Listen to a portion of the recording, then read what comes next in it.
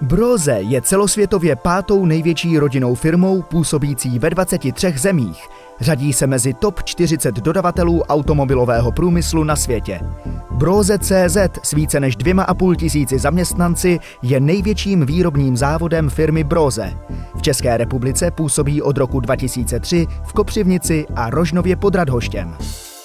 Pomocí nejmodernějších technologií vyrábí sedadlové a uzamykací systémy, dále elektromotory EBS, ventilátory topení a klimatizace. Předním zákazníkům patří Audi, BMW, Mercedes-Benz, PSA, Volkswagen, Volvo a další. V rámci Evropy vyvinulo Brose.cz jedinečný logistický koncept, který je největší investicí v oblasti logistiky v celé skupině Brose. Vše probíhá plně automaticky, od příjmu materiálu až po doručení na linku. Největším sociálním projektem je vybudování Brose Kids Clubu, zařízení pro děti od 1 roku do 14 let.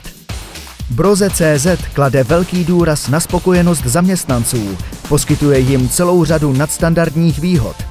Pečuje nejen o své zaměstnance, ale podílí se i na dění města Kopřivnice a jejich obyvatel. Díky tomu patří k nejoblíbenějším zaměstnavatelům regionu.